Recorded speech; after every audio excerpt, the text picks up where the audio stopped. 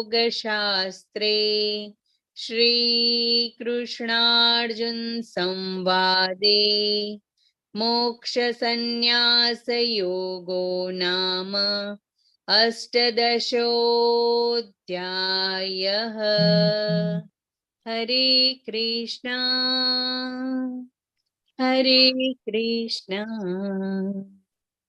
कृष्ण कृष्ण हरे हरे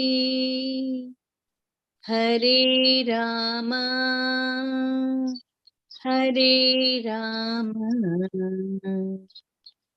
राम राम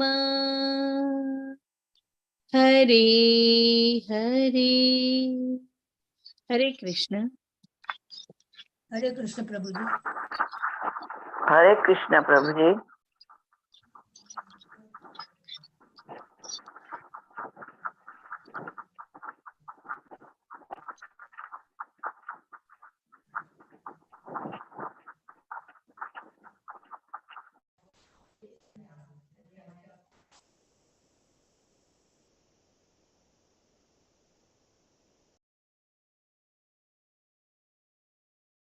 અવાજ આવતો નથી.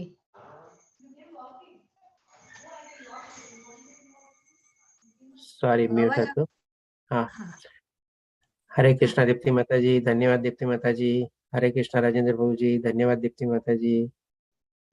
हरे कृष्णा सर्वे ने, हरे कृष्णा सर्वे ने। सॉरी, म्यूट થઈ ગયું હતું.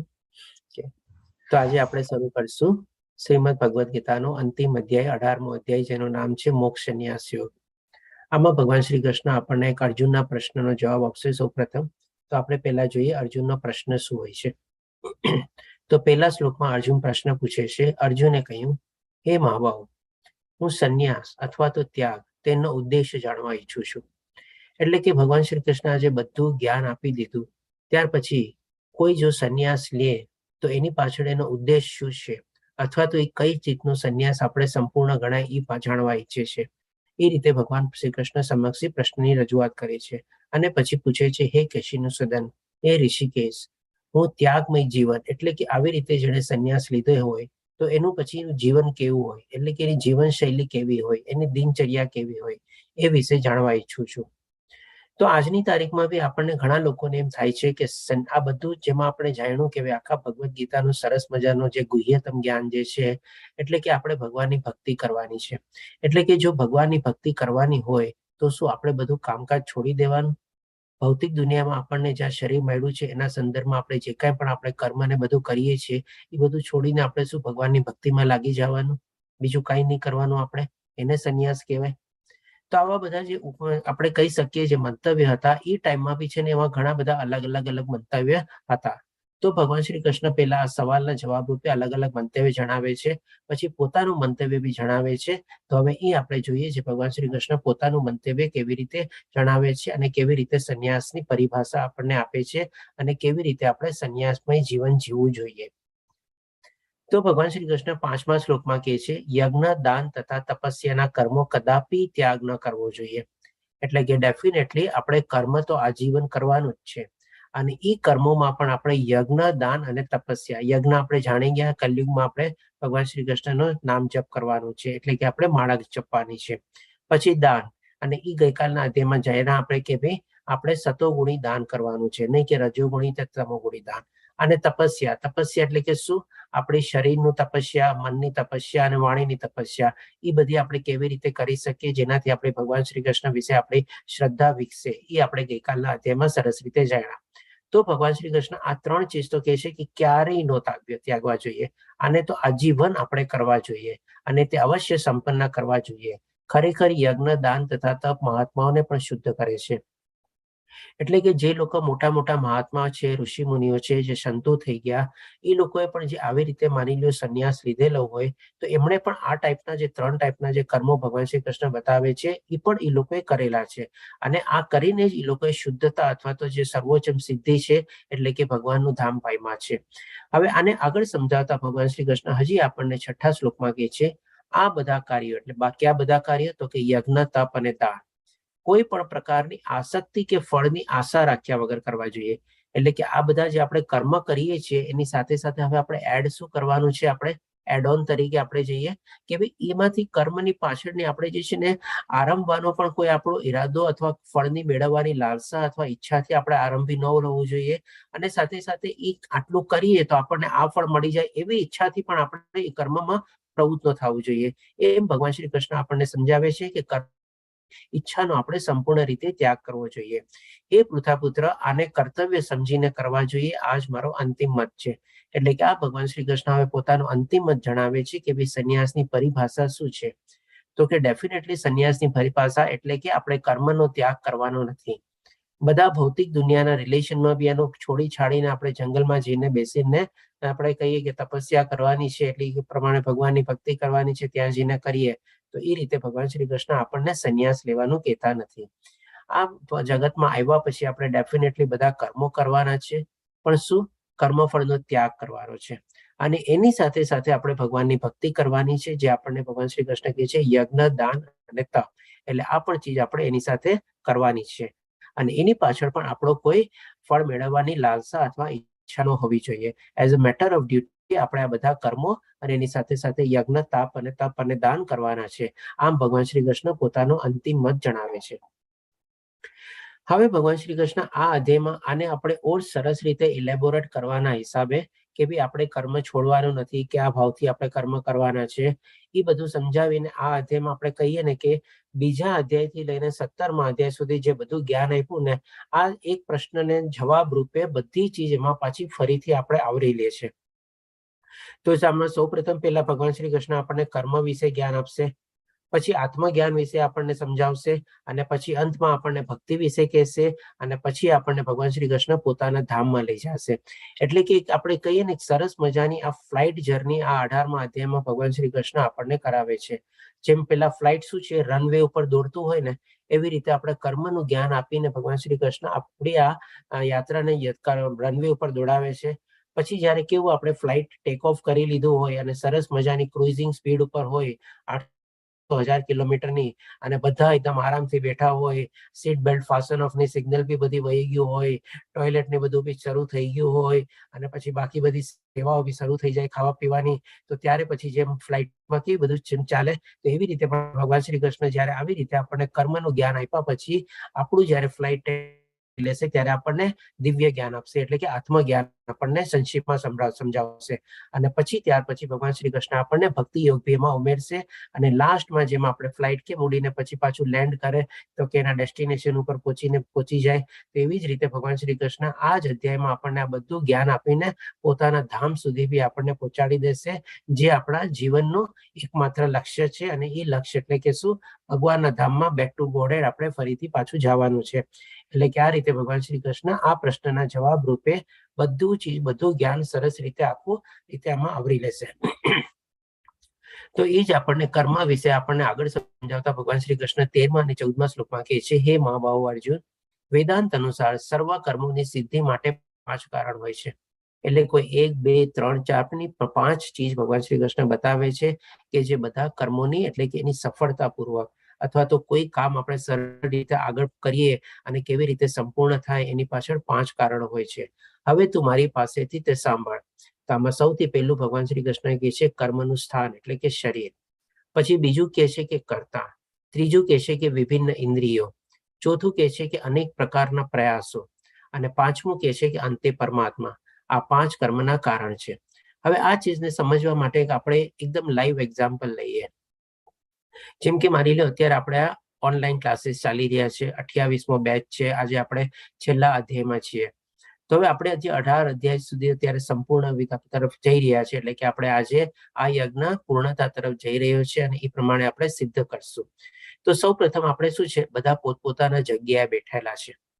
આજે એવું તો નથી કે આપણે હવામાં બેઠેલા છીએ. નો ડાઉટ આ ઓનલાઈન ક્લાસીસ છે, પણ એનો મતલબ એમ નથી કે આપણે બધા હવામાં છીએ. આપણે બધા પોતપોતાના એ જગ્યા ઉપર બેઠેલા છીએ, કાં ટેબલ ખુરશી લઈને બેઠેલા છીએ, કાં નીચે આસન બનાવીને આપણે બેઠેલા છીએ. એટલે કે એ થયું આપણે કર્મનું સ્થાન. પછી બીજું આપણે આવે છે કર્તા. આજે જેમ કે હું આપણે ક્લાસ બોલું છું આપણે, એટલે કે હું પણ કર્તા થઈ ગયો, અને સામેની બાજુ આપ બી એને સાંભળો છો અને જોવો છો તો આપ બી કર્તા થઈ ગયા, એટલે કે બોથ વે બંને રીતે કર્તા થયા. પછી વિભિન્ન ઇન્દ્રિયો, એટલે કે ડેફિનેટલી આજે જેમ કે હું બોલું છું તો મારે આપણી એક ઇન્દ્રિય વાપરવી પડે છે. મારી સામે સ્લાઇડ ને બધી ચેન્જ કરું છું, એને વાંચીને પછી આપણે અનુવાદ લઈએ છીએ અને બોલીએ છીએ, તો મારી બીજી ઇન્દ્રિય પણ એમાં યુઝ થઈ. સાથે સાથે હું મારા કોઈ હાથના જેસ્ચર છે, આમ છે તેમ છે, મોઢાની કોઈ મુવમેન્ટ છે, કે એ બધું બી આપણે કર્મેન્દ્રિયો પણ એમાં યુઝ થાય છે. તો એવી જ રીતે આપણા તરફથી આપ બી અત્યારે સ્લાઇડ ચેન્જ થાય તો આપને વાંચો છો, અને હું જે બોલતો હોઉં આપ કોઈ સાંભળતા હશો, કોઈ ઇયરફોન લગાડીને સાંભળતા હશે, કોઈ કેવી રીતે સાંભળે છે, તો એમના પ્રમાણે આપની બી અલગ અલગ ઇન્દ્રિયો એમાં યુઝ થાય છે. પછી આવે છે ચોથું કારણ, એટલે કે અનેક પ્રકારના પ્રયાસો. હવે એવી રીતે તો એમ નથી કે ચાલો હું મારી જગ્યાએ બેસી ગયો, આપ તમે તમારી જગ્યાએ બેસી ગયા અને કાર્ય સંપન્ન થઈ ગયું. ડેફિનેટલી થવાનું નથી. આપણે કંઈક ને કંઈક એફર્ટ આપવા પડે છે. આજે જેમ કે મારે બોલવા માટે મારી જીભ વાપરવી પડે છે, તો ઇન્દ્રિયનો તો ઉપયોગ કર્યો, પણ સાથે સાથે મારે વાચા અને શબ્દ બી વાપરવા પડે છે. ત્યારે જઈને આપણે પ્રયાસો કરીએ છીએ. કંઈક ને કંઈક મારે યાદ કરવું પડે છે, કંઈક ને કંઈક મારા મનમાં બુદ્ધિમાં એવા કંઈક શબ્દો આવે છે, વાચા આવે છે, ભગવાન દ્વારા આપણે જ્ઞાન પ્રાપ્ત થાય છે. એટલે કે બધા આપણા એફર્ટ છે. આપણે તો સામે પક્ષે આપે બી તો એફર્ટ આપવા પડે છે, આપે બી તો સાંભળવું પડે છે. એમ નહીં કે ખાલી બેસી ગયા એટલે સરસ રીતે થઈ ગયું. હું જે બોલું આપણે એને સમજવું પડે છે, બુદ્ધિમાં ઉતારવું પડે છે, અને પછી એનું આચરણ બી કરવું પડે છે. તો આ બધા થઈ ગયા પ્રયાસો. જેમ કે આપણને બી મારે બી કંઈક ને કંઈક સ્લાઇડ ચેન્જ કરવા માટે બટન દબાવવા પડે, આપે બી કંઈક ને કંઈક સાંભળવા કરવા માટે વોલ્યુમ એડજસ્ટ કરો, આ કરો તે કરો, બધા આપણા પ્રયાસ થઈ ગયા. અને આ બધું થયા પછી બી શું? અંતે પરમાત્મા. જો ભગવાનની મરજી ન હોય, એની કૃપા ન મળે, તો ઘણી વાર છે ને આ બધું રીતે અટકી જાય. જેમ કે માની લો અત્યારે કંઈક એવું થઈ જાય, અચાનક મને હું બોલવામાં મને કંઈક પ્રોબ્લેમ આવે અને આ અટકી જાય, તો શું પરમાત્માની કંઈક મરજી નહીં હશે? કંઈક એવું હશે કે જેથી કરીને આપણે સંપન્ન ન કરી શક્યા. માની લો અચાનક લાઇટ વહી જાય, ઇન્ટરનેટ કનેક્શન બંધ થઈ જાય, તો એટલે કે કંઈક ને કંઈક જે ચીજ આપણા કંટ્રોલમાં નથી હોતી, જે ચીજ આપણે કહીએ કે આપણે એના ઉપર કાબુ નથી હોતો, એવું બી કાંઈ બી થઈ શકે. એટલે કે બધું જ છે કોના કાબુમાં છે, કંટ્રોલમાં છે? તો કે પરમાત્માના હાથમાં. એટલે કે અંતે જ્યાં સુધી એમની મરજી ન હોય ત્યાં સુધી આપણે સરસ રીતે સંપન્ન રીતે કરી ન શકીએ. આજે ઘણા લોકો તમે જોજો કે ભાઈ આપણે વિચારે કે ચાલો 18 દિવસ જોઈન કરવું છે, કંઈક કારણ આવી જાય, કોઈ બીજું પોતાનું રીઝન આવી જાય, કોઈ બીજા પ્રોબ્લેમ આવી જાય, 18 દિવસ સુધી સરસ રીતે જોડાઈ નથી શકતા. આપણે જેમ કે શરૂઆતમાં વોટ્સઅપ ગ્રુપ બનતા હશે, એમાં દાખલા તરીકે લઈએ કે માને 100 જણા મેમ્બર છે, પણ પહેલે બીજે ત્રીજે દિવસે કદાચ આપણે એમાંથી 50 જણ હાજર આવે, અને પછી જયારે અંત સુધી આપણે 18મા અધ્યાય સુધી પહોંચીએ ત્યારે એમાંથી માંડી 20 ને 25 જણા આપણે હાજરી હોય. તો આ રીતે ડેફિનેટલી કંઈક ને કંઈક એવી મરજી ન હોય તો એ લોકો પણ આનો લાભ બધો લઈ શકતા નથી. એટલે કે આ રીતે ભગવાન શ્રી કૃષ્ણ બતાવે છે કે આ 5 કર્મના પાછળના કારણ છે. હવે જે લોકો આ સમજી જાય છે બરાબર છે, પણ જે લોકો નથી સમજતા એ શું છે કે ભાઈ એ લોકો પણ પોતાની ભાવને કરતા માની લે છે. તો હવે જે પ્રમાણે આ 5 કારણો આપણે 2 દાખલા દ્વારા સમજ્યા, એક જે પ્રમાણે પિક્ચર આપેલું છે એ પણ આપણે સમજી લઈએ. જેમાં આપણે શું છે કે કોઈ જગ્યા માની લો કોઈક ને કોઈક મોટી ફેક્ટરી કે કંઈક નાખવું હોય, તો પેલા જમીન એટલે કે સ્થાન થયું, પછી એમાં કરતા એટલે કે અલગ અલગ મજદૂરો, ટેકનિશિયનો, એન્જિનિયરો, આર્કિટેક્ટ બધા આપણે અલગ અલગ લાગે, એ લોકો કરતા લાગે, અને પછી એ લોકો પણ પોતપોતાની અલગ અલગ ઇન્દ્રિયો વાપરે, અને ડેફિનેટલી કંઈક ને કંઈક એફર્ટ, પ્રયાસો ને બધું કરે. જેમ આપણે માની લો છેલ્લું જે છે પરમાત્મા, જો એમનું માનતા હોય કે ન કર્યું હોય કાંઈ, તો ડેફિનેટલી આજની તારીખમાં બી આપણે જોઈએ છીએ આવા કેટલા મોટા મોટા પ્રોજેક્ટ જે છે શરૂ નથી, અથવા તો ઘણું ખરું કામ આગળ વધી ગયું છે પણ પછી પૂર્ણ નથી થયા, પછી ઠપ થઈ ગયા છે, અથવા તો ત્યાંના ત્યાં જ પડેલા છે. કેમ કે આપણે શું છે આજની તારીખમાં જો આપણે જોઈએ તો આપણને જે 4 ફેક્ટર્સ ઓફ ઇકોનોમિક પ્રોડક્શન કે કોઈ બી આપણે કોઈ ચીજ પ્રોડ્યુસ કરવી હોય, એમાં આપણને ઇકોનોમિક્સમાં ભણવામાં આવે છે there are 4 factors of production. તો કે શું? લેન્ડ, લેબર, કેપિટલ અને ઓર્ગેનાઇઝેશન. એટલે કે આ 4 ચીજો એમાં બરાબર રહે છે એમાં, પણ જે 5મી ચીજ છે ને એ આપણને આ ભૌતિક દુનિયાના જ્ઞાનમાં ક્યાંય સમજાવતા બી નથી અને કહેતા બી નથી, પણ એ આપણે સર્વોત્તમ છે. આપણે એ જ્યાં સુધી એનો આપણને સહયોગ ન મળે, એનું અનુમતિ ન મળે, ગમે પ્રોજેક્ટ હોય આપણા, એના વગર આપણા પાર થાય જ નહીં આપણે. તો પણ એની ચીજનું જ્ઞાન તો આપણને મળતું જ નથી આપણને. તો અહીંયા આપણે કહી શકીએ કે આપણે આ બધા આપણે ભગવદ્ ગીતા જોયું, આપણને એમાં બધા સબ્જેક્ટોનું જ્ઞાન મળ્યું છે. સાયન્સનું મળ્યું છે, આપણને જ્યોગ્રાફીનું મળ્યું છે, અહીંયા ઇકોનોમિક્સનું બી બધું જ્ઞાન મળે છે. પણ તેમ છતાં બી આજે આપણે જોઈએ છીએ કે આ બધું ભૌતિક દુનિયાનું જે જ્ઞાન છે કેટલું અધૂરું છે, જ્યાં સુધી આપણે આ આધ્યાત્મિક જ્ઞાનને એને પાઠ તરીકે ગણીએ ત્યાર સુધી. હવે જે માની લે આ બધું ચીજ સમજી ગયા છે એ તો ઠીક છે, પણ જે નથી સમજ્યા એનું શું છે? એટલે કે 16મા શ્લોકમાં ભગવાન શ્રી કૃષ્ણ કહે છે, માટે જે મનુષ્ય આ 5 કારણનો વિચાર કર્યા વિના માત્ર પોતાની જ એકમાત્ર કરતા માને છે તે નિસંદેહ બુદ્ધિમાં નથી અને વસ્તુઓને યથાર્થ રૂપે જોઈ શકતો નથી. એટલે કે શું આજની તારીખમાં આપણને ઘણા લોકો એવા મળે છે કે નાનકડું કંઈક એવું કામ પાર થઈ ગયું હોય કે અથવા તો કોઈક મોટી એવી સક્સેસ મેળવી લીધેલું હોય તો તરત એનો અહમ પોસાય, આ કામ મેં કર્યું, આટલી મોટી સફળતા મેળવી, આવી રીતે આમ થયું, અને બધો જ આપણે કહે ને કે શ્રેય પોતે લઈએ, ક્રેડિટ લઈએ, અને એના માટે ઘણું બધું એવી રીતે પોતે પોતાનું એડવર્ટાઇઝમેન્ટ બી બધું કરે આપણે. પણ ડેફિનેટલી જે આપણે આ બધું ચીજ જાણતો હોય છે અને આ બધું જ્ઞાન હોય એ બધું શું ભગવાન શ્રી કૃષ્ણને અર્પિત કરી દે, એને સમર્પિત કરી દે કે ભાઈ હું કોણ છું કરવા વાળો, હું કાંઈ નથી કરવા વાળો, જે હતું એની સહમતિથી થયું, એની કૃપાથી અને એના કૃપા દ્રષ્ટિ રૂપે હું આ કામને સફળતાપૂર્વક પાર પાડી શક્યો, હું તો ખાલી એક નિમિત્ત માત્ર બન્યો છું. પણ જે લોકો આ સમજતા નથી એ પોતાને જ કરતા માની લે છે અને એ પ્રમાણે પોતાનો અહંભાવ બી પોષે છે. પછી હવે ભગવાન શ્રી કૃષ્ણ 18મા શ્લોકમાં આપણને કહેશે કે જ્ઞાન, જ્ઞેય તથા જ્ઞાતા આ ત્રણેય કર્મના પ્રેરક બળ છે. એટલે કે કોઈ પણ કર્મ કરવા પાછળ અથવા તો એના આરંભ કરવા પહેલા આપણે એની પાછળનો ડ્રાઇવિંગ ફોર્સ શું છે, એટલે કે પ્રેરક બળ શું છે એ આપણને સમજાવે છે. તો કે જ્ઞાન, જ્ઞેય અને જ્ઞાતા. અને પછી 3 ચીજ ભગવાન શ્રી કૃષ્ણ કહે છે, ઇન્દ્રિયો એટલે કરણ, કર્મ તથા કર્તા, આ 3 કર્મના સંઘટક છે. હવે આ ચીજને સમજવા માટે આપણે જાણીએ કે કેવી રીતે આપણે કહી લઈએ. સૌપ્રથમ માની લો જેમ કે અત્યારે આપણે 18 દિવસનો ભગવદ્ ગીતાનો કોર્સ લઈએ છીએ. આપણે એક જ એક્ઝામ્પલ દ્વારા કન્ટિન્યુ કરીએ તો જેથી કરીને આપણને સમજવામાં સારું રહે. તો આમાં શું છે, આપણે ઓલરેડી જ્ઞાન છે જ આખું ભગવદ્ ગીતાનું જ્ઞાન એ આપણને મેળવું છે, એ આપણે એક માની લો વિષય થઈ ગયો. હવે એનો જ્ઞેય એટલે કે જ્ઞાન મેળવવાનું લક્ષ્ય શું છે, તો કે ભાઈ આપણને એમાંથી મળે છે કે ભાઈ આપણા જીવનનું લક્ષ્ય શું છે, આપણે કોણ છીએ, ક્યાંથી આવ્યા છે, આ બધી ચીજો દિવ્ય જ્ઞાન જે છે એ પ્રાપ્ત કરવાનું અથવા આધ્યાત્મિક જ્ઞાન પ્રાપ્ત કરવાનું આપણું લક્ષ્ય છે. અને એવી રીતે જ્ઞાતા, તો કે આ જે જ્ઞાન અને જે જ્ઞેય છે, જે સમજી લે છે, જે જાણી લે છે અને જે એ પ્રમાણે વર્તે છે એને આપણે થઈ ગયું જ્ઞાતા. એટલે કે માની લો અત્યારે આપણે 18 દિવસનો લેવલ 1 નો કોર્સ કમ્પ્લીટ કર્યો તો આ બધાને આ જ્ઞાન મળી ગયું, ભગવદ્ ગીતાનું જ્ઞેય મળી ગયું, એમાં લક્ષ્ય મળી ગયું, આપણને પોતાના જીવનનું લક્ષ્ય મળી ગયું, આ જ્ઞાન મેળવવાનું લક્ષ્ય મળી ગયું અને આ બધા થઈ ગયા જ્ઞાતા. હવે તો આ રીતે ભગવાન શ્રી કૃષ્ણ કહે છે કે આ 3 એના પ્રેરક બળ છે. હવે આ રીતે કરવા માટે આપણે કંઈક ને કંઈક કરવું પડે. તો હવે એના કર્મના સંઘટક એટલે કે હવે એના માટે એડજોઇનિંગ ફેક્ટર એટલે કે શું આપણે કરીએ કે જેથી કરીને આપણે જ્ઞાતા થઈએ અને આ જ્ઞાન આપણને મળે. તો કે ભાઈ ઇન્દ્રિયોના કારણ, જેમ કે આપણે સરસ રીતે આપણે બોલીએ છીએ, સાંભળીએ છીએ, સ્લાઇડો જોઈએ છીએ, વાંચીએ છીએ, ભગવદ્ ગીતાનું પુસ્તકનું અધ્યયન કરીએ છીએ, એમાં આપણી અલગ અલગ ઇન્દ્રિયો વપરાય છે.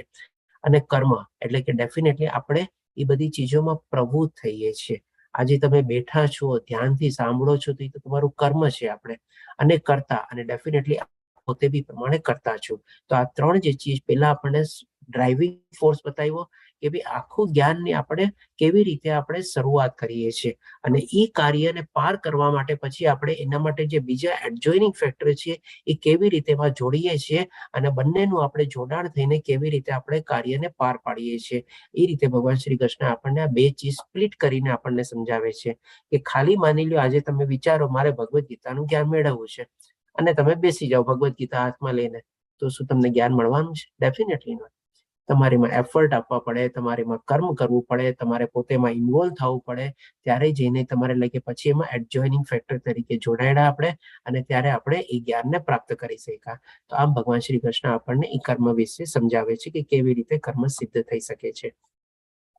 ત્યાર પછી ભગવાન શ્રી કૃષ્ણ આપણને પછી 18 શ્લોક સુધી આપણને જે 6 ચીજ જે છે એને 3 ભાગમાં ડિવાઈડ કરે છે.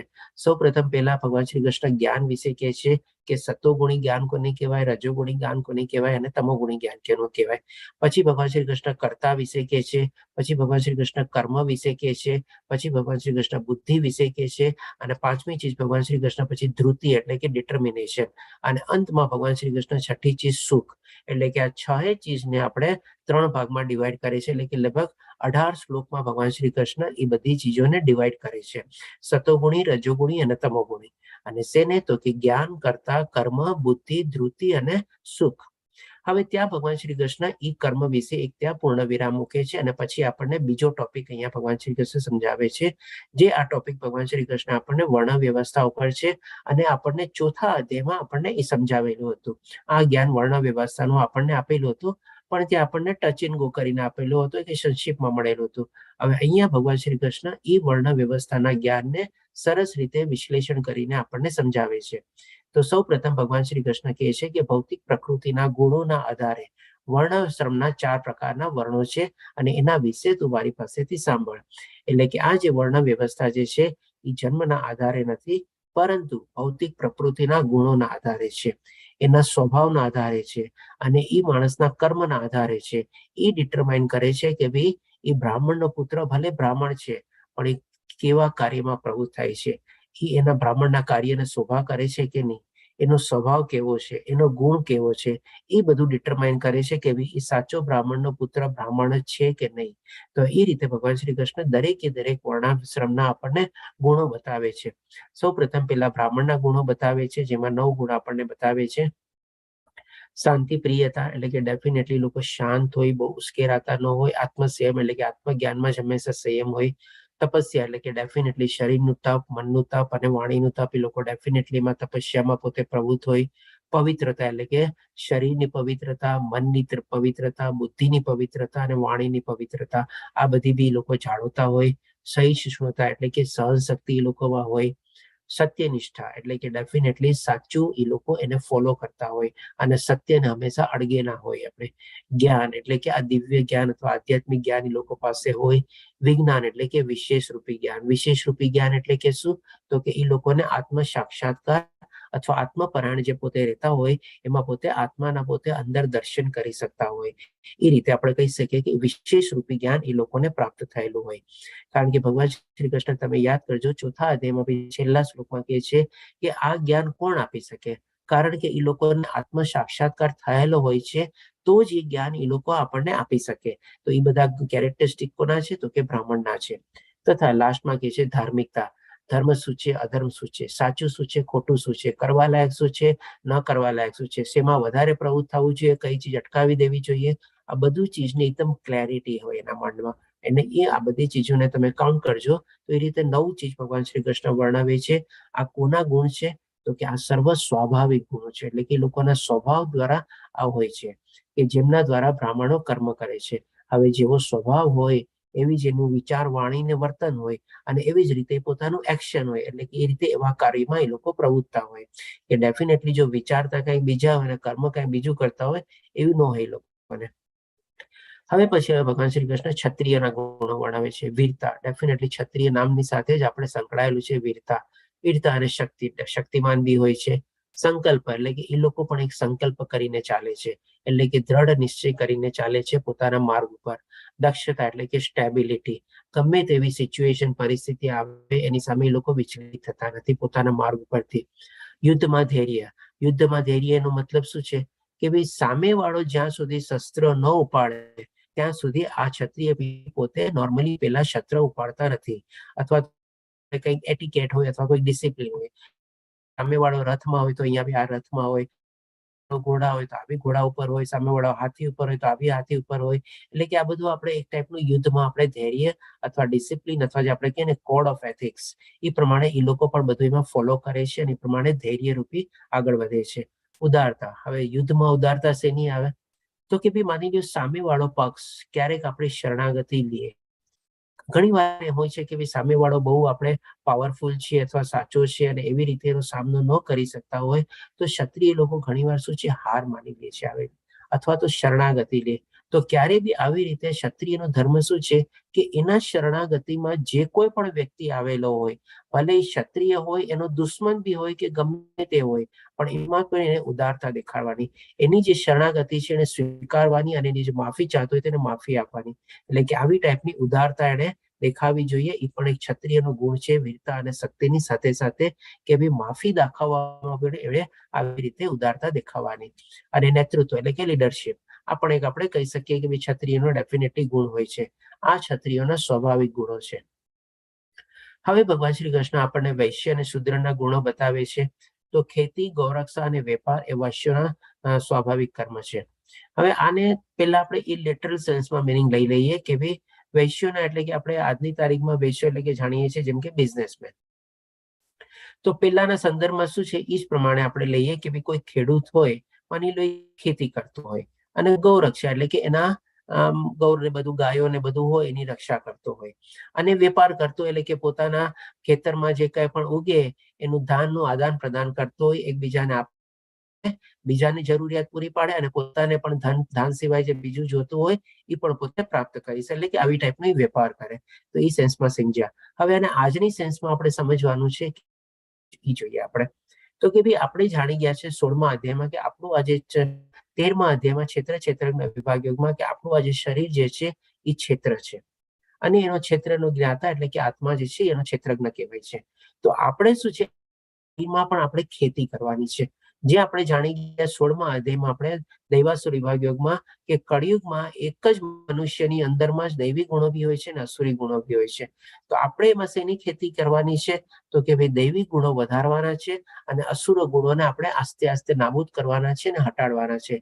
જેમ આપણે ખેતી કરતા હોઈએ અને બીજ ને બધું વાવીએ તો જેમાં નિંદણ હોય આપણે કેમ કાઢતા જઈએ, અથવા તો આપણે જે કહીએ કે ભાઈ બધા લોકોના જીવજંતુથી નુકસાન ન પહોંચે એવી રીતેનું આપણે પ્રોટેક્શન કરીએ. તો એવી જ રીતે આપણી અંદર બી આપણા દૈવી ગુણોનું આપણે પ્રોટેક્શન કરવાનું છે અને બધાને અસુરી વૃત્તિઓને આપણે હટાવવાના છે. ગૌરક્ષા, ગૌનો બીજો મિનિંગ થાય છે, પેલું આપણે જોયું ગાય, અને બીજું ગૌનો મિનિંગ થાય છે ઇન્દ્રિયો.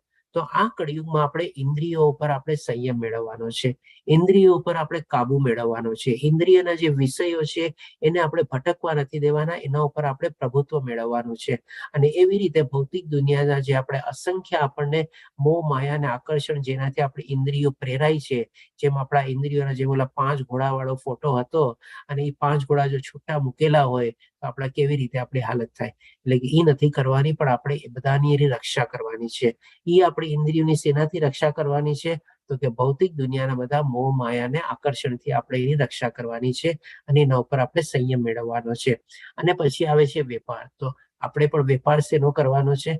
તો કે ડેફિનેટલી આપણા જે ખરાબ ગુણો હોય એને કાઢવાના છે અને સારા ગુણોનું આપણે સંપન્ન કરવાના છે.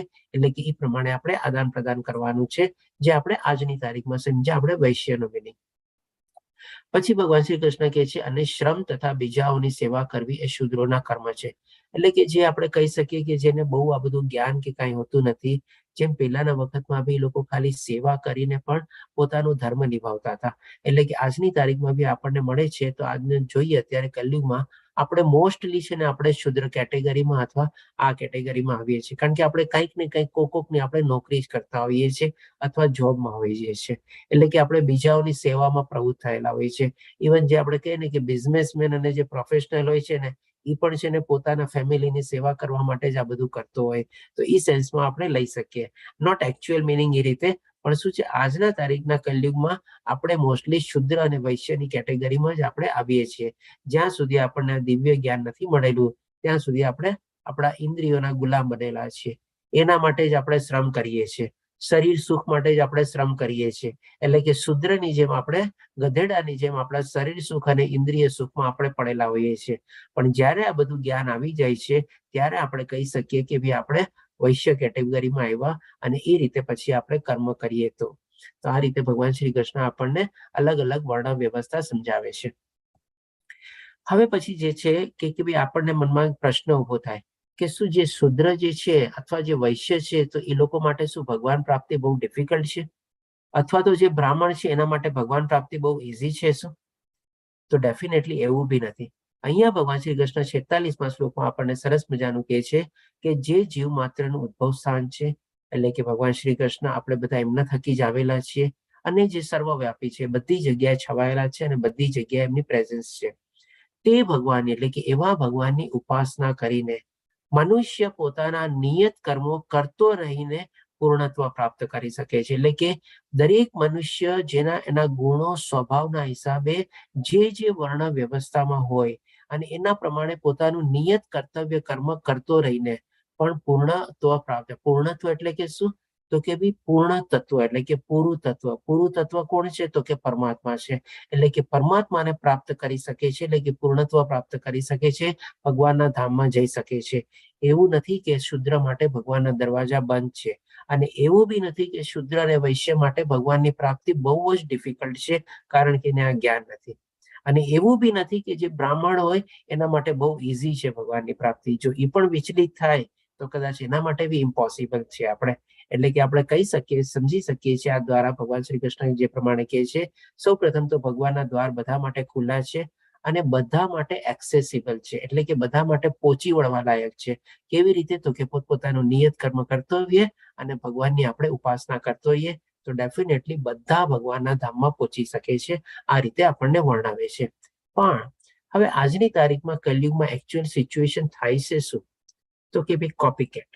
હવે એ ભગવાન શ્રી કૃષ્ણ એના વિશે આપણને 47મા શ્લોકમાં બહુ સરસ રીતે સમજાવે છે કે ભાઈ આપણે આ કોપીકેટ છે ન કરવી જોઈએ. આજે જેમ કે ઘણામાં એવા બધા ગુણ ન હોય, એવી બધી લાયકાત ન હોય, એવી બધી કાબેલિયત ન હોય, એવી બુદ્ધિ ન હોય, તેમ છતાં પણ શું છે એકબીજાને કોપી કરવા લાગે કે ભાઈ જો એને આ લાઈન લીધી ને, આ લાઈનમાં એને આગળ વધીને જો કેટલા પૈસા બનાવ્યા, મારે પણ એ જ લાઈન ચૂઝ કરવી છે. એટલે કે આવી ટાઈપનું છે ને પર્ટિક્યુલરલી આ યંગ જનરેશનમાં ને બધામાં બહુ મળે છે આપણને. જેમ કે એક ગાડરીયો પ્રવાહ ચાલતો હોય કે ચાલો ડોક્ટર બનવું છે એટલે બધા ત્યારે ડોક્ટર પાછળ જાય. હવે અત્યારે જેમ કે આઈટી પ્રોફેશન બહુ ચાલે છે તો ચાલો મારે આઈટી પાછળ જ જવું છે. એટલે કે આવી ટાઈપનું છે ને એક આપણી મનસ્થિતિ બની જાય છે. તો એના માટે ભગવાન શ્રી કૃષ્ણ 47મા શ્લોકમાં આપણને કહે છે કદાચ આ ચીજ બધા માટે આપણા માટે અત્યારે એપ્લિકેબલ ન હોય, પણ એટલીસ્ટ આપણા યંગ જનરેશનને આપણને આ જો બધું જ્ઞાન મેળવેલું હોય તો એને આપણે સાચું માર્ગદર્શન આપણે આપી શકીએ. આપણે આ જે ચીજો આપણે સમજી લઈએ તો ભગવાન શ્રી કૃષ્ણ 47મા શ્લોકમાં કહે છે અન્ય કોઈના સ્વધર્મ રૂપ કર્મને સ્વીકારીને, એટલે કે બીજા કોઈના, અન્ય કોઈના, બીજા કોઈના સ્વધર્મ રૂપ એટલે કે એનો જે સ્વધર્મ જે છે, એને જે લાઈન ચૂઝ કરેલી છે અને એના પ્રમાણેમાં પ્રવૃત્તિ છે એને સ્વીકારીને કે ભાઈ ઈ સારો છે એવું માનીને એને સારી રીતે, એટલે કે હવે ચાલો હું પણ એ જ રીતે કરું, એના વધારે સારું કરું કરવા કરતા પોતાના નિયત સ્વધર્મ કર્મને કરતા રહેવું વધારે સારું છે. એટલે કે માની લો કાબેલિયત બનવાની કે બનવાની, પણ જે કાંઈ પણ પોતે બીજી એક્ટિવિટીમાં પ્રવૃત્ત થયેલો છે બહુ સારી રીતે કરે છે, એમાં પણ એટલો એક્સપર્ટ છે, તો સામેવાળાને દેખાદેખીને જોઈ કરીને પોતે એને કોપી કરવાની જરૂરત નથી. તો આના સંદર્ભમાં આપણે જે પ્રમાણે આ પિક્ચર આપેલું છે એ પિક્ચર આપણે સમજી લઈએ. માની લો કોઈ કહે કે ભાઈ ચાલો આપણે ઝાડ ઉપર ચડવાનું છે અને બધાને કહે આવી રીતે અલગ અલગ ટાઈપના પશુઓને બોલાવીને કે ચાલો ઝાડ ઉપર ચડવાની કોમ્પિટિશન છે, જોઈએ કોણ ફર્સ્ટ આવે છે. હવે અહીંયા પેલો કાગડો છે, કાગડો તો ફટાક દઈને ઉડીને એકદમ ઉપર પહોંચી જાય. વાંદરો છે, વાંદરો બી ચાલો મહેનત કરીને આરામથી પહોંચી જાય, પણ આ બિચારું પેંગ્વિન શું જે પાપા પગલી ચાલતું હોય છે એ કેવી ઉપર પહોંચી શકવાનો છે, કેવી રીતે ચડી શકવાનો છે ઝાડ ઉપર. હવે એ કાગડા અને વાંદરાને જોઈને પોતે ચડવાની કોશિશ, પોતે ઘાયલ થાય કે નહીં, અને કદાચ એમાં નો પણ સક્સેસ 100%. ચાલો હજી એનો કોશિશ તો કરી. આ બિચારો હાથી શું કરવાનો, હાથી તો ખાલી ઝાડ નીચે ઉભો જઈ શકે, તો એક પગ ઊંચો ન મૂકી શકે. તો હાથી જે છે એ બીજા કામ માટે બનેલો છે. એ જ હાથી આખા ઝાડને નીચે પડાવીને મોટા મોટા લાકડા ને બધું હોય એને એક જગ્યાએ લઈ જવામાં કેટલી નિપુણતા છે. અને એની સામે કાગડો અને વાંદરો શું, મોટા મોટા લાકડા તો શું, લાકડાનું એક નાનકડી ભૂસી હોય ને એ પણ ઉપાડી ન શકે. કે ભાઈ હાથી બીજા કામ માટે સર્જાયેલો છે, વાંદરાને બીજા કામ માટે સર્જાયેલા છે. આપણે બધા માટે એક પાટલી આપણે બધાને ન બેસાડી શકીએ. બિચારી માછલી તો જેવી પાણીમાંથી બહાર નીકળે, ઝાડ સુધી પહોંચી બી ન શકે, ત્યાં પોતે તરફડીને મરી જાય. એટલે કે આ રીતે આપણે સમજાય કે પિક્ચરમાં અલગ અલગ પ્રમાણે બાકીના બી પ્રાણીઓ આપેલા છે કે બી બધા માટે આપણે એક માપદંડ ન હોય, એક આપણે એક ત્રાજવે બધાને તોલી ન શકીએ. બધામાં કંઈક ને કંઈક એબિલિટી છે, કેપેબિલિટી છે, અને પોતાની યુનિકનેસને સ્વીકારીને પોતે એ કાર્યમાં પ્રવૃત્ત થવું જોઈએ અને આગળ થવું જોઈએ, નહીં કે ભાઈ એકબીજાને કોપીકેટ કરીને. એટલે કે આ શ્લોકમાં પહેલી ચીજ ભગવાન શ્રી કૃષ્ણ આવે છે. હવે બીજી ચીજ શું કે છે આપણને, પછી તે શક્તિયુક્ત કરવામાં, ભલે પછી તે એટલે કે શું, પોતાના નિયત સ્વધર્મને ભલે શક્તિયુક્ત રીતે કરવામાં આવતું હોય. તો આમાંથી આપણે શું સમજવાનું છે કે ડેફિનેટલી કોઈ માણસ જન્મજાત બધું શીખીને નથી, જન્મજાત એક્સપર્ટ નથી. સ્ટાર્ટિંગમાં કંઈક ને કંઈક પ્રોબ્લેમ ને ડિફિકલ્ટી આવે જ, કંઈક ને કંઈક ભૂલ કરે જ, પણ એ ભૂલોમાંથી જ એને શીખવાનું છે, લર્નિંગ લઈને એને આગળ વધવાનું છે. ભલે સ્ટાર્ટિંગમાં એને ભૂલ કરેલી ને બધું હોય, એટલે કે ભલે પછી તે શક્તિયુક્ત રીતે કરવામાં આવ્યું હોય. અને ત્રીજી ચીજ હવે મહત્વની સમજાવે છે, પોતાના સ્વભાવ પ્રમાણેનું નિર્દિષ્ટ કર્મ કદાપી પાપથી પ્રભાવિત થતું નથી. હવે આના સંદર્ભમાં આપણે એક એક્ઝામ્પલ દ્વારા સમજીએ. પોતાનું સ્વધર્મ નિભાવતા એટલે કે પોતાનું જે નિર્દિષ્ટ કર્મ જે છે એમાં ક્યારેય પોતે પડતો નથી. એમાં એટલે કે એમાં કર્મમાં મને પાપ ક્યારેય લાગતું નથી જો પોતાનું સ્વધર્મ નિભાવે તો. આના સંદર્ભમાં એક એક્ઝામ્પલ લઈએ, જેમ કે માની લો એક મિલિટરી માણસ છે જે મિલિટરીમાં છે. હવે માની લો બોર્ડર ઉપર યુદ્ધ છેડાઈ ગયું. હવે બોર્ડર ઉપર યુદ્ધ લડવા જાય છે અને સામેવાળા સૈનિકોને, સામેવાળી આર્મીને 100, 200, 500 માણસોને મારી નાખે છે. હવે એ મારીને પછી જયારે પાછો પોતાના ઘરે આવે છે ત્યારે કદાચ હોઈ શકે એને પરમવીર ચક્ર બી મળે. એટલે કે આ જેને 100, 200, 500 માણસોની હત્યા કરી એમાં એને કોઈ પાપ નથી લાગ્યું, કારણ કે આનું સ્વદ હતું. પણ હવે એ જયારે પોતાના ઘરે આવે છે સિવિલિયન તરીકે, એના બાજુવાળાના પાડોશીને માની લો કોઈ નુકસાન પહોંચાડે અથવા ઈજા પહોંચાડે છે તો ડેફિનેટલી એની અગેન્સ્ટમાં કાર્યવાહી બી થશે અને માની લો એને મારી બી નાખ્યો તો એની જે સજા હશે એ પણ એને મળવાની છે. પણ વાં જો 200-500 માણસને મારી પણ એમાં એને કોઈ પાપ નથી લાગતું. અને અહીંયા આવીને એક માણસને બીજો માણસે ભલે એને સાચી રીતે માર્યો હશે તો પણ એમાં એને પાપ લાગવાનું છે, એની અગેન્સ્ટમાં કાર્યવાહી થવાની છે. એટલે કે આ રીતે આપણે સમજ્યા કે કર્મ ધર્મ જો આપણે નિભાવતા બી જે કર્મ કરીએ છીએ ભલે પાપયુક્ત હોય, કારણ કે આ ભૌતિક જગતમાં બધા કર્મોમાં કંઈક ને કંઈક દોષો રહેલા જ છે. અને એવા હોવા છતાં બી આપણે આપણો સ્વધર્મ જો નિભાવતા હોઈએ તો એ પાપથી આપણે લિપ્ત થતા નથી. આ ત્રીજી મહત્વની ચીજ આપણને આ શ્લોકમાં આપણને ભગવાન શ્રી કૃષ્ણ સમજાવે છે. હવે ભગવાન શ્રી કૃષ્ણ આપણને જ્ઞાન આપે છે. એટલે કે અહીંયા હવે કર્મયોગ આપણે કહીએ કે એને વાઇન્ડ અપ કરે છે ભગવાન શ્રી કૃષ્ણ. એટલે કે 50મા શ્લોકમાં જે આત્મ સંયમી તથા અનાસક્ત છે અને ભૌતિક ભોગોની પરવા કરતો નથી, તે સંન્યાસના અભ્યાસ દ્વારા કર્મફળમાંથી મુક્તિની સર્વોચ્ચ સિદ્ધ પ્રાપ્ત કરે છે. એટલે કે આવી રીતે પોતે પોતાનો કર્મ કરતો હોય, આત્મજ્ઞાન પોતે કેળવેલું હોય અને પોતે એમાં અનાસક્ત હોય. શેમાં અનાસક્ત? તો કે ભૌતિક દુનિયાના મોહ માયાને આકર્ષણમાં અને એના જે ફળ મળવાનું છે એમાં પણ અનાસક્ત છે, એમાં પણ એને આસક્તિ નથી. અને એવી રીતે કરતા કરતા એના ભૌતિક ભોગોની પણ એને કોઈ પછી પરવા રહી નથી. અને આવી રીતે એનો જે સંન્યાસમય જીવન જે ચાલે છે, કર્મ છોડતો નથી, કર્મ કરે છે, પણ ઓટોમેટિકલી પછી એમાંથી કર્મફળનો ત્યાગની ભાવના એનામાં વિકસિત થાય છે. અને એવી રીતે એ મુક્તિના અથવા સર્વોચ્ચ સિદ્ધિ તરફ એ પોતે આગળ વધે છે. હવે આ જ જ્ઞાન આપતા ભગવાન શ્રી કૃષ્ણ આ લોકોની દશા બતાવે છે આપણને કે એ લોકોની બધાની જોવાની ને બધાની કેવી ભાવના હોય છે. તો 54મા શ્લોકમાં ભગવાન શ્રી કૃષ્ણ કહે છે આ પ્રમાણે, એટલે કે આવી રીતે જે પોતાનું કર્મ કરતો હોય, એટલે કે ઓલમોસ્ટ આપણે સંસારમાં રહીને બી સંસારી સાધુની જેમ પોતે વર્તતો હોય અને કર્મ કરવામાં પ્રવૃત્ત થતો હોય, ફળની કોઈ આશા ન હોય, મોહ માયા આકર્ષણમાં વધારે પ્રવૃત્ત ન હોય. એટલે કે આ પ્રમાણે બધી ચીજને ભગવાન શ્રી કૃષ્ણ વર્ણવે છે, જે દિવ્ય અવસ્થામાં રહેલો છે. એટલે કે આ પોઝિશનમાં જે માણસ જીવતો હોય એને ભગવાન શ્રી કૃષ્ણ કહે છે કે એ ઓલરેડી દિવ્ય અવસ્થામાં પોતાનું જીવન ગાળી રહ્યો છે. અને આવી રીતે સંન્યાસમય જીવન છે. કારણ કે અર્જુનનો પ્રશ્ન શું હતો કે ભાઈ સંન્યાસમય જીવનનો ઉદ્દેશ્ય શું છે અને એનું આચરણ કેવું હોય છે.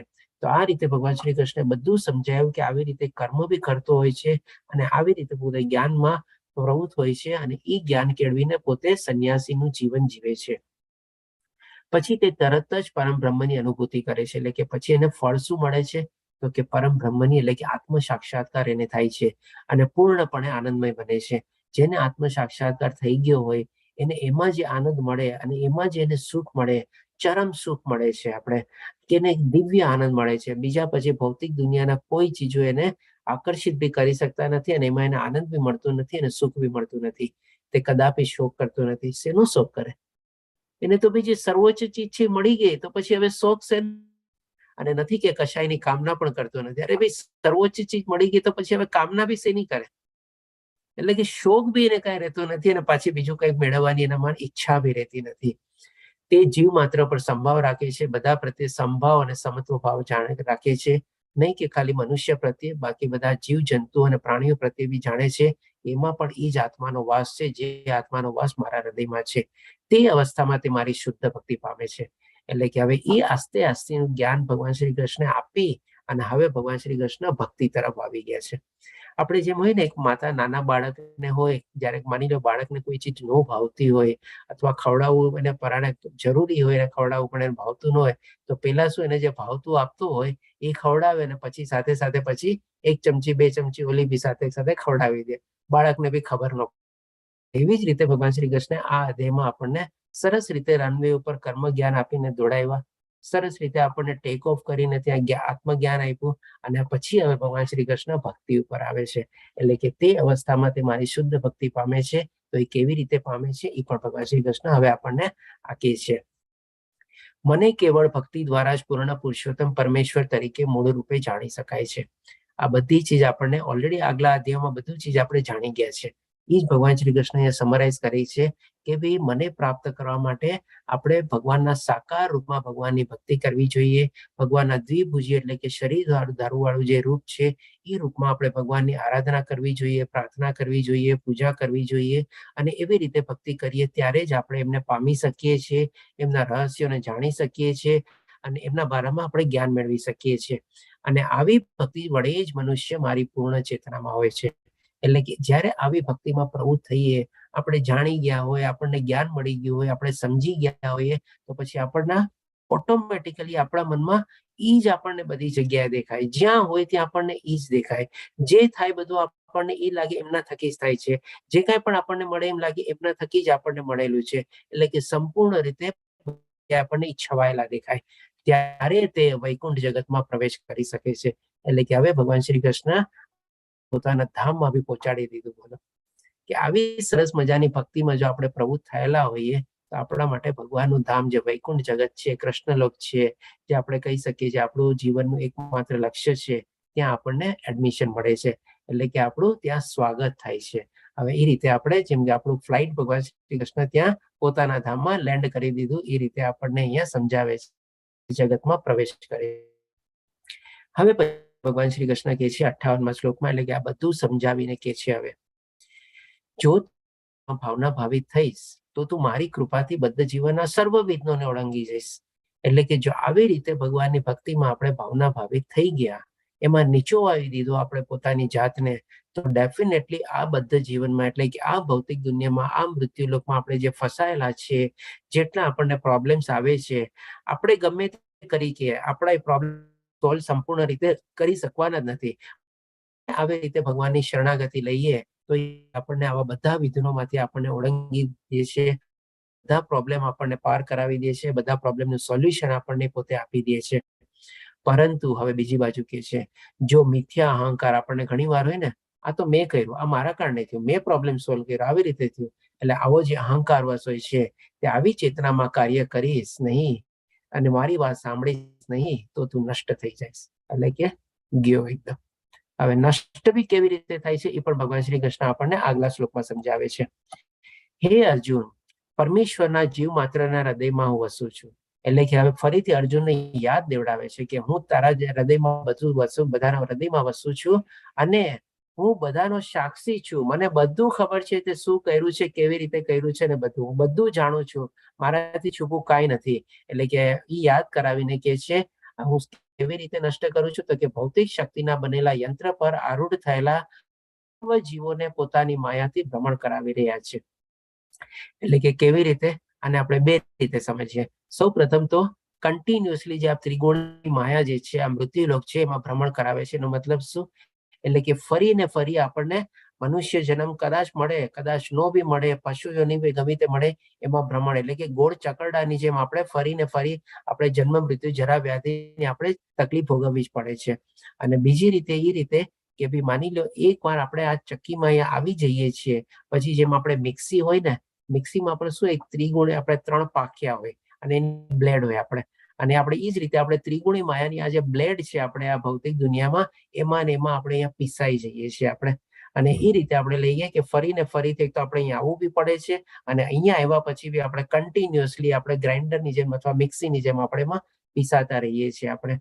આ રીતે ભગવાન કહે છે કે સર્વ જીવોને પોતાની માયાથી એટલે કે ત્રિગુણી માયાથી ભ્રમણ કરાવી રહ્યા છે, એટલે ગોળ ગોળ ફેરવી રહ્યા છે. જો આપણે ભગવાનની શરણાગતિ ન લઈએ તો, ભગવાનમાં ભક્તિ એમાં આપણે પ્રવૃત્ત ન થઈએ તો એ રીતે. હવે પછી ભગવાન શ્રી કૃષ્ણ કહે છે 63મા શ્લોકમાં, એટલે કે આ પ્રમાણે મેં તને ગુહ્યતમ જ્ઞાન વિશે આપી છે, આ વિશે પૂરું મનન કર અને પછી તારી જેવી ઈચ્છા હોય તેમ કર. કે આખો આ ભગવાન શ્રી કૃષ્ણ ભગવદ્ ગીતાનું જ્ઞાન આપીને એક રીતે કહીએ ને આપણે પોતા અક્ષર મૂકે છે કે આ રીતે મેં તને બધું જ્ઞાન આપી દીધું છે અને હવે તું એનું ચિંતન કર, એનાલિસિસ કર, જે કરવું એ કર તારે અને જેવી તારી ઈચ્છા. આ પણ એક સરસ મજાના ગુરુની આપણે કઈ લાક્ષણિકતા છે કે ભાઈ સામેવાળા શિષ્યને પૂરેપૂરું જે જ્ઞાન દેવાનું હોય પૂરેપૂરું આપી દેવાનું, એને એના પર છોડી દેવાનો. કોઈ એમ નહીં કે મેં તને આ જ્ઞાન આપ્યું છે એટલે કે હવે તારે આવી રીતે કરવું પડશે, એટલે કે એમાં પણ નહીં તો પછી પોતે ફળની આસક્તિ થઈ જાય કે ભાઈ જ્ઞાનના પ્રતાપે તારે આ જ્ઞાન મેળવીને તારે હવે આ પ્રમાણે કર્મ પ્રવૃત્ત થવું પડશે, તો એ આસક્તિ થઈ ગઈ. ભગવાને તો કોઈ ચીજમાં આસક્તિ છે એની બધી ચીજ છોડી દીધી છે. તો અહીંયા પણ જે આપણને એનો જે ત્યાગ ભાવના છે અહીંયા પણ આપણને સરસ રીતે થાય છે કે એ તને જ્ઞાન આપવું, તને પણ કેવું જ્ઞાન, ગુહ્યતમ જ્ઞાન, ટોપ મોસ્ટ સિક્રેટ નોલેજ, બધું મેં તને આપી દીધું છે, હવે જેમ તારી ઈચ્છા એમ તું કર. એટલે કે આ રીતે ભગવાન શ્રી કૃષ્ણ પોતાના હસ્તાક્ષર મૂકીને અર્જુનને કહે છે.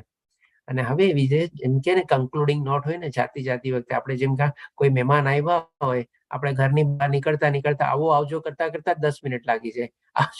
એકવાર ઉભા થાય, નાસ્તો પાણી બધું કરી લીધું હોય, સોફા ઉપરથી ઉભા થાય, ચાલો વિદાય લઈ આવજો, અને આવજો કરતા બી 10 મિનિટ લાગે. તો ડેફિનેટલી અહીંયા પણ ભગવાન શ્રી કૃષ્ણ આપણને કન્ક્લુડિંગ નોટ આપે છે, સર્વ પ્રકારના ધર્મોનો ત્યાગ કર અને મારી શરણમાં આવી જા, તારો સર્વ પાપોમાંથી ઉદ્ધાર કરીશ, ડરીશ નહીં.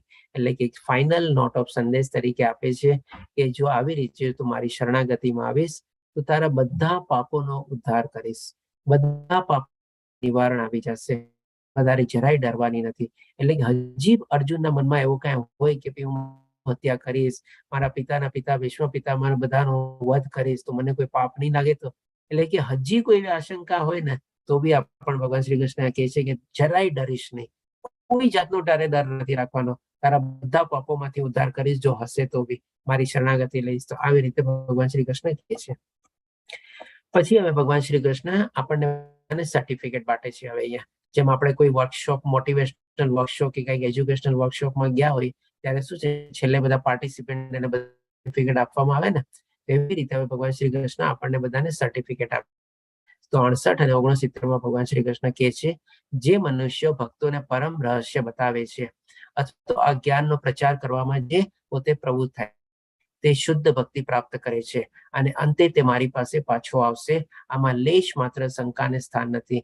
એટલે કે ભગવાન શ્રી કૃષ્ણ એકદમ ગેરંટીની સાથે પોતાનું સર્ટિફિકેટ આપે છે કે જે આ જ્ઞાન પ્રચારમાં પ્રવૃત્ત થયેલો છે એ ડેફિનેટલી ભગવાન શ્રી કૃષ્ણની પૂર્ણ શુદ્ધ ભક્તિ પામે છે અને એના માટે ભગવાન શ્રી કૃષ્ણનું જે રિઝર્વેશન છે એમના ધામમાં એ ઓલરેડી કન્ફર્મ ટિકિટ એને મળેલી છે, એવી રીતે કહે છે.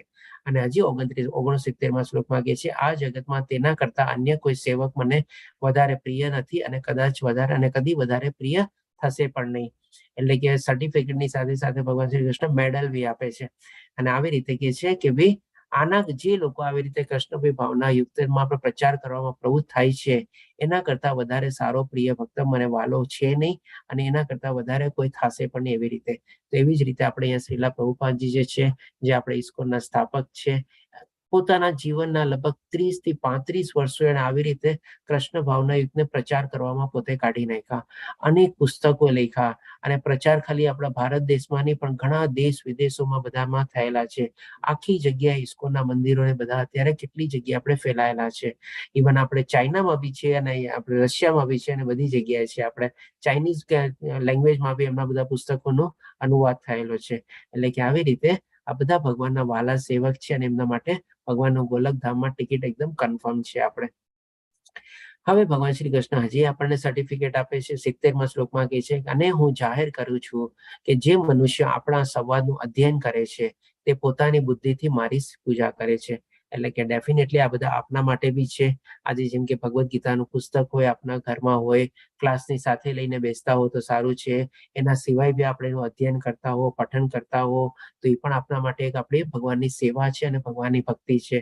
આજે જેમ કે સવારના પૂરમાં રાજેન્દ્ર પ્રભુજી અને દીપ્તિ માતાજી શ્લોકા પઠન અને શ્લોકાનુવાદની સેવા આપે છે, એ પણ આપણે એક ટાઈપનું અધ્યયન જ છે. આપણે આ રીતે ડેફિનેટલી એ લોકો માટે પણ ભગવાન શ્રી કૃષ્ણ એક મેડલ આપે છે, સર્ટિફિકેટ આપે છે, અને હવે સર્ટિફિકેટ આવે છે આ બધા માટે બી. અને જે મનુષ્ય શ્રદ્ધાપૂર્વક તથા દ્વેષ રહિત થઈને આ સાંભળે છે, આપણે જેમ ત્યારે બધા સાંભળી રહ્યા છો સરસ ધ્યાનપૂર્વક અને એકદમ ઇન્ટરેસ્ટથી, તે સર્વ પાપમાંથી મુક્ત થાય છે. લ્યો, congratulation to all of you. આ બધા પાપમાંથી મુક્ત થઈ ગયા છે ભગવાન શ્રી કૃષ્ણના કહેવા પ્રમાણે. અને એવા શુભ લોકોને પ્રાપ્ત થાય છે કે જ્યાં પુણ્ય આત્માઓનો નિવાસ થાય છે. તો ફરીથી આપણે યાદ કરીએ એવા શ્રીલા પ્રભુપાદજીને કે જે આવી પુણ્ય આત્મા હતા, અને ડેફિનેટલી એમને બધાને આપણને સહવાસ મળે છે. જો આવી રીતે આપણે સરસ મજાનો ભગવદ્ ગીતાને એવા બધા પ્રવચનો છે, એવી બધી ક્યાંક ને ક્યાંક આપણને ક્લાસીસ થતા હોય, કથાઓ ચાલતી હોય, બધું જ આપણે એનું અધ્યયન કરીએ તો અને સાંભળીએ તો. ખાલી જરૂરી છે આપણે ધ્યાનપૂર્વક સાંભળવાનું, અને ડેફિનેટલી ઈર્ષ્યા અને દ્વેષ રહિત આપણે સાંભળવાનું, તો આપણને એનું પણ બેનિફિટ મળે છે. આ બધાને ડેફિનેટલી ક્વિઝ સોલ્વ કરશું ત્યારે તો સર્ટિફિકેટ મળશે જ, પણ અત્યારે તો ભગવાન શ્રી કૃષ્ણ આપણને બધાને અત્યારે આપે છે. હવે પછી અર્જુન પોતાના હસ્તાક્ષર મૂકે છે. એટલે કે 73મા શ્લોકમાં અર્જુન કહે છે કે અર્જુને કહ્યું, હે કૃષ્ણ, હે અચ્યુત, હવે મારો મોહ દૂર થઈ ગયો છે. આપની કૃપાથી મને મારી સ્મરણ શક્તિ પાછી મળી ગઈ છે. હવે હું સંશય રહી તથા દ્રઢ છું અને આપના આદેશ પ્રમાણે કર્મ કરવા તૈયાર છું. એટલે કે જે પ્રમાણે અર્જુન મોહિત થયો, પોતે બધી ચીજ એડમિટ કરી છે કે મારો મોહ સંપૂર્ણ રીતે નાશ પામ્યો છે. મારી સ્મરણ શક્તિ એટલે કે પોતાનું સ્વધર્મ શું છે એનું પાછું એને યાદ આવે છે. તો કે પોતે ક્ષત્રિય છે, અને ક્ષત્રિય માટે અત્યારે યુદ્ધ લડવાની એનો પોતાનો ધર્મ છે. એ પોતે પોતાનું સ્વધર્મ ત્યારે હૃદય દુર્બળતાના કારણે, નપુંસકતાના કારણે, અને એ રીતે પોતે બધું કહે છે કે બધી ચીજ મને યાદ આવે છે. અને તમે યાદ કરો, જસ્ટ આપણે પહેલો અધ્યાય જયારે અર્જુનની કેવી અવસ્થા હતી, અને બીજા અધ્યાયમાં જયારે ભગવાન શ્રી કૃષ્ણને છે તારામાં આવી દુર્બળતા ક્યાંથી આવી, આવી નપુંસકતા ક્યાંથી આવી, આ તને શોભા દેતું નથી, તું વિદ્વતા ભરી વાતો કરે છે, પણ જેના માટે શોક કરવો ન જોઈએ એના માટે તું શોક કરે છે. આ બધા જે ભગવાન શ્રી કૃષ્ણના શબ્દો હતા, એ શબ્દોથી ફરીથી તમે યાદ કરો. અને અહીંયા આપણને એટલા માટે અર્જુન કહે છે કે મારી સ્મરણ શક્તિ પાછી આવી ગઈ છે, અને હવે હું સંશય રહી, એટલે કે હવે એના પોતાના મનમાં કોઈ ડાઉટ નથી રહ્યો.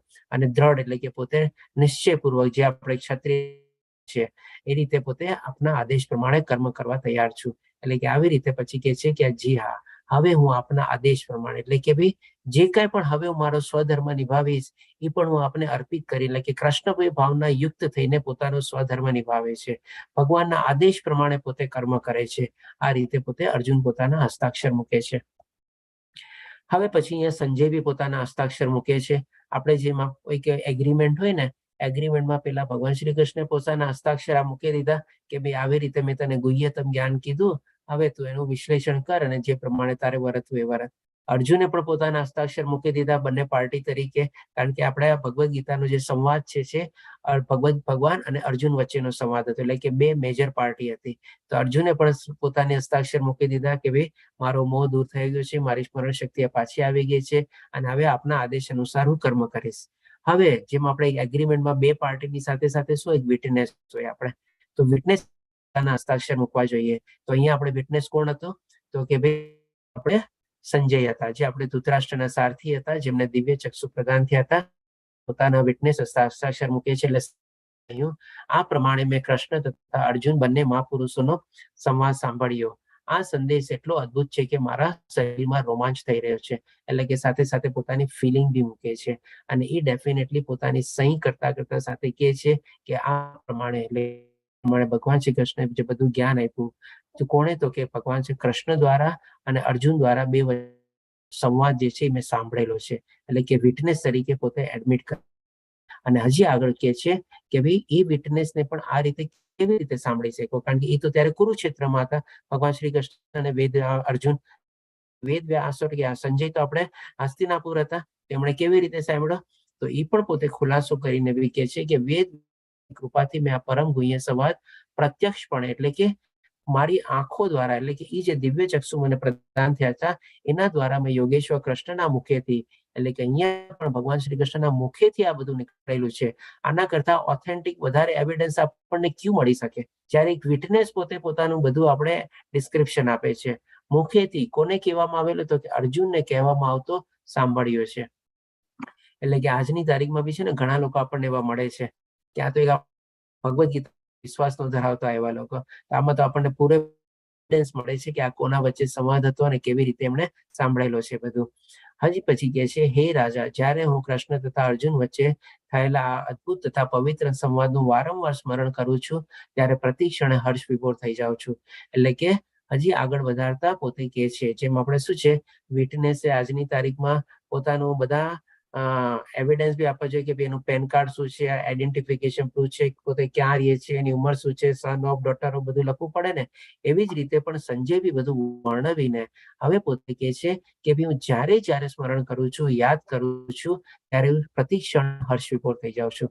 તો ડેફિનેટલી આના પરથી આપણને સરસ મજાની લર્નિંગ શું છે, આજે જેમ કે ઘણા લોકો રિપીટર તરીકે આ ક્લાસીસમાં જોઈન થાય છે. આજે હું પણ જેમ કે આપણે છેલ્લા 1.5 વર્ષથી આ કન્ટિન્યુઅસલી આપણે બેચનું જ્ઞાન આપીએ છીએ, આપણે ક્લાસીસ લઈએ છીએ, તો હર વખતે છે ને મને પણ પોતાને છે ને અંદરથી કંઈક ને કંઈક એવી ભાવના જાગે છે, કંઈક ને કંઈક એવી અંદરથી અંતસ્ફૂર્ણા થાય છે. અને જે રિપીટર તરીકે જે ક્લાસ જોઈન કરે છે એ લોકોને પણ શું છે, જ્યારે જ્યારે આ બધું ચીજનું જ્ઞાન મળે છે એ લોકો પણ પોતે હર્ષ વિભોર થાય છે, એ લોકો આનંદિત થાય છે. કારણ કે આ જ્ઞાન જે છે ને ભગવાન શ્રી કૃષ્ણ દ્વારા દીધેલું જ્ઞાન છે અને આપણી જે છે એ એમનો જ એક અંશ છે.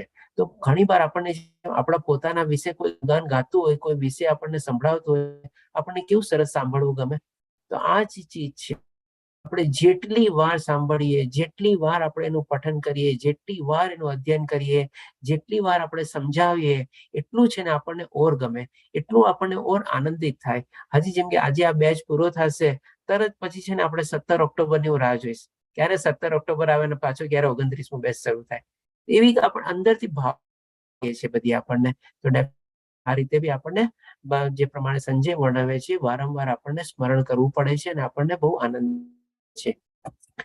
અને હવે 78મા શ્લોકમાં સંજય પોતાનું એક ટાઈપનું ડિસિઝન બી આપે છે ધૃતરાષ્ટ્રને કે જ્યાં યોગેશ્વર કૃષ્ણ છે અને જ્યાં ધનુર્ધર અર્જુન છે ત્યાં ઐશ્વર્ય, વિજય, અસાધારણ શક્તિ તેમજ નીતિ પણ નિશ્ચિતપણે છે. આવો મારો મત. એટલે કે હજી યુદ્ધ શરૂ નથી થયું એની પહેલા સંજયે ઓલરેડી મેસેજ એકદમ ડાયરેક્ટ ભાષામાં આપી દીધો કે ત્યાં જ વિજય, અસાધારણ શક્તિ અને નીતિ બધું છે. એટલે કે ગઈ કૌરવો સંપૂર્ણ રીતે એ લોકોની હાર એકદમ છે. આ રીતે સંજયે ધૃતરાષ્ટ્રને મેસેજ આપી દીધો, તેમ છતાં પણ ધૃતરાષ્ટ્ર ઉપર કાંઈ અસર થઈ નહીં આપણે.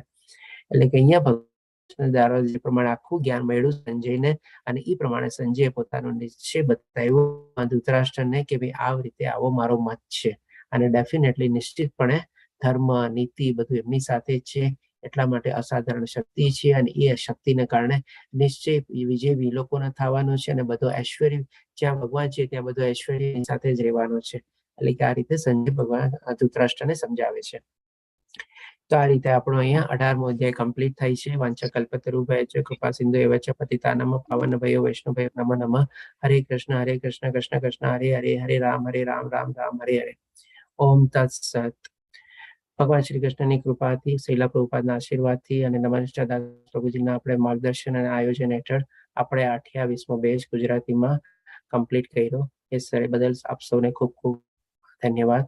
અને સાથે સાથે મારી કોઈ ક્ષતિ રહી ગઈ હોય સમજાવવામાં, ક્યાંય હું ઊણો ઉતરો હોય, કોઈ મારી ત્રુટિ રહી ગઈ હોય અથવા તો કોઈ આપના પ્રશ્નોનો સંતોષકારક જવાબ ન આપી શક્યો હો તો ભગવાન શ્રી કૃષ્ણ, શ્રીલા પ્રભુપાદ અને નમનિષ્ઠા દાસ પ્રભુજીની સાથે સાથે આ સર્વોની પણ હું માફી ચાહું છું અને માફી પ્રમાણે ઈચ્છું છું કે જો ક્યાંય હું ઊણો ઉતરો હોય તો મને માફ કરજો. અને સાથે સાથે ધન્યવાદ છે અને દીપ્તિ માતાજી અને રાજેન્દ્ર પ્રભુજીને કે જેણે મને શ્લોકા પઠન અને શ્લોકા અનુવાદમાં 18 દિવસ મદદ કરેલી છે. અને આપણા ગ્રુપના એડમિન તેજસ પ્રભુજી જેમણે પોતાના હિસાબે બધી સરસ મજાની સેવા આપેલી છે. એમની તબિયત નાદુરસ્ત હોવાના કારણે બી તો એમનો પણ ખૂબ ખૂબ ધન્યવાદ. અને સાથે સાથે આપ સર્વોનો પણ બધાનો ખૂબ ખૂબ ધન્યવાદ કે આપ 18 દિવસ સુધી આપણે સતત જોડાયેલા રહ્યા છો. અને આપના બધાના પ્રશ્નો બદલ બી, કારણ કે આપના પ્રશ્નો જ મને ઘણીવાર આપણને કંઈક ને નવું જ્ઞાન આપવા મેળવવા માટે પ્રેરે છે. અને એ રીતે આપણે આશા રાખું છું આપના સંતોષકારક જવાબ આપી શકો. અને સાથે સાથે ધન્યવાદ એ બધાનો બી, બધા રિપીટરનો કે જેણે આપણે બીજી ત્રીજી પણ એનાથી પણ ઘણી બધી વાર 7, 8, 10 વાર સુધી આપણે, જેમ કે અક્ષય પ્રભુજી છે, યશોમતી માતાજી છે, મોક્ષ માતાજી છે, પછી આપણે ચિંતન પ્રભુજી જે છે, હજી મને બીજા કોણ છે, આપણે આ બધા રિપીટરો જે છે એ બધાનો ખૂબ ખૂબ ધન્યવાદ અને ખૂબ ખૂબ સોહિની માતાજી છે. હરે કૃષ્ણ. હવે જો પ્રશ્ન હોય તો આપણે લઈ શકીએ છીએ અને સાથે સાથે કોઈ સલાહ અને સૂચન આવી શકો, હરે જેથી કરીને કૃષ્ણ. હું આગલા બેચમાં એ પ્રમાણે મારે પોતાને સુધારી શકું. હરે કૃષ્ણ. હરે કૃષ્ણ. હરે કૃષ્ણ પ્રભુજી. અમારે એ કેવું છે જી પ્રભુજી પ્રભુ. આજ કે સૌપ્રથમ કે કેતન પ્રભુજી, આપ, દીપ્તિ માતાજી, એ રીતે રાજેન્દ્ર પ્રભુજી અને તેજસ પ્રભુજી જે અમને આ જ્ઞાન આપવામાં યોગદાન આપ્યું છે એના માટે હું ખૂબ ખૂબ આભારી છું. ઈશ્વરની કૃપાથી હું આ કોર્સમાં એડમિટ થયો અને મને આ જ્ઞાન મળ્યું. જેવી રીતે અર્જુનની શરૂઆત થઈ એને જ્ઞાન મેળવવા માટે, અને બધા એના પ્રશ્નોનો સોલ્વ થતા ગયા, અને ત્યાર પછી એમની અચાહ થયા અને એ આદેશ પ્રમાણે આગળ વધ્યા. એ પ્રમાણે તમે જે અમને જ્ઞાન આપ્યું છે એ જ્ઞાનનું અમે ચિંતન કરીશું, એટલે આસક્તિ લાવવાની પૂરેપૂરી કોશિશ કરીશું, ત્યાગ ભાવના લાવવાની કોશિશ કરશું, અને આ બધી મહેનત કરી અને જેવી રીતે અર્જુન બધું જ્ઞાન મેળવતા પાર પડ્યા, એ રીતે અમે પણ આ મોહથી દૂર થશું અને આમાં પ્રેક્ટિકલ જેટલું જ્ઞાન લેશું, પ્રેક્ટિસમાં મૂકશું જીવનની અંદર, એમ કરતા અમને આમાં વધારે ઊંડે ઉતારતા જશું. અને હજી હું ડિસેમ્બર મહિનામાં જરૂર રિપીટ કોર્સ પણ કરીશ, એટલે આ વારંવાર આ કરવાથી આ જ્ઞાન મને વધારે મળશે અને હું આની સાથે જોડાઈ જઈશ. અને અગેન બધા પાર્ટિસિપન્ટનો પણ ખૂબ ખૂબ આભાર માનું છું. હરે કૃષ્ણ. હરે કૃષ્ણ પ્રભુજી. ધન્યવાદ રાજેન્દ્રજી. રાજેન્દ્રજી, હરે આપણે કૃષ્ણ પ્રભુજી.